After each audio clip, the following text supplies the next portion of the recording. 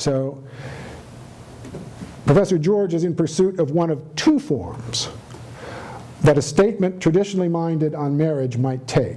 Such a statement might either engage in argument the energumen, the one quite literally possessed by an idea or a novelty or a spirit of negation, or it might take the form of a comprehensive reminder to those of us who already know that we share neither in the energumen's possession nor in the premises by which he presents and explains it, precisely what it is we do accept and share in, and precisely why what we accept and we share in precludes accepting the energumen as a partner in inquiry into the nature of the good, or as a partner in deliberating the pursuit of the good, its promotion, or its attainment.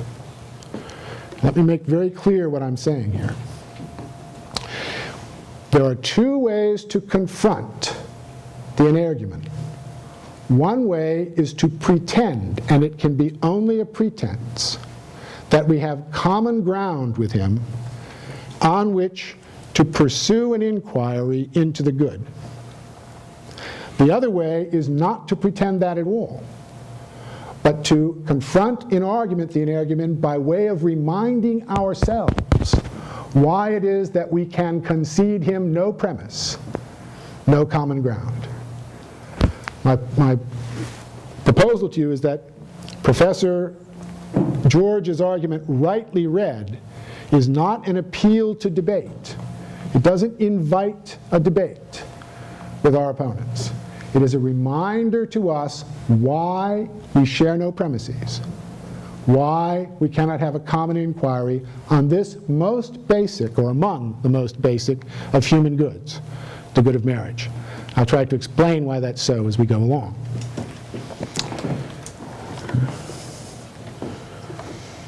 The Declaration and Professor George's article grant our opponents their human dignity, their political right to their opinions.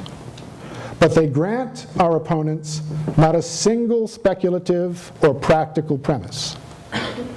Nor does Professor George open an inquiry into the truths of philosophical anthropology. He simply notes that the energumen's implicit anthropology departs from, quote, the central tradition of Western thought. It is philosophical apostasy. Our job is to set forth by clear measures just how far he stands from the ground marked by Christian revelation and natural law. I'll give you an illustration from philosophy about the kind of thing I'm talking about. How many of you are familiar with Plato's dialogue, the Crito? Anyone? Someone should be, sure. You may remember that Socrates has been condemned to death. He's in prison, and he's visited by his friend and disciple Crito with an offer. We'll bribe the guards, and you may escape. Socrates, as usual, says to Crito, well, we should discuss this matter. Let's see what the right thing is to do. And at one point in the discussion, Socrates says to Crito, Crito, do you still believe the thing we've discussed before, namely, that it is never right to do harm in return for an injury? Crito says he does. Socrates says, I'm glad, because as between those who believe that being injured gives you no right to return harm for harm, and those who believe that being injured does give you a right to return harm for harm, there can be no conversation.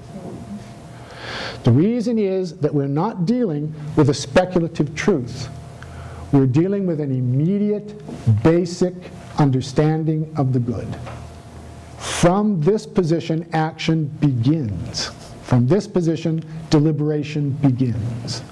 From this position, what is right and what is wrong, the determination of what is right and what is wrong begins. Okay? That's where we are with marriage.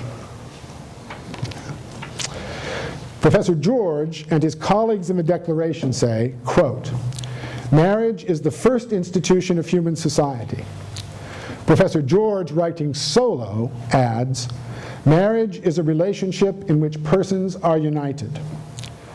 The first institution of human society, and any relation that unites persons, is a communion." I'm laying down the beginning.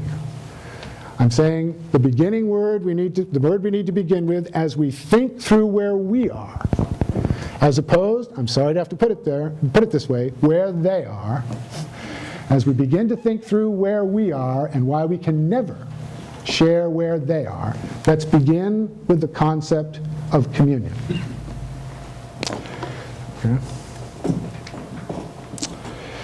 The first institution of human society, and any relation that unites persons, is a communion.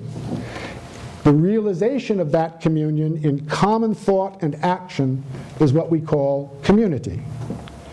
Every community joins people in cooperation for a common good. Here, we are already at what St. Thomas called a dictum authenticum, a true saying, a piece of human wisdom behind which there stands no deeper human wisdom. We begin here.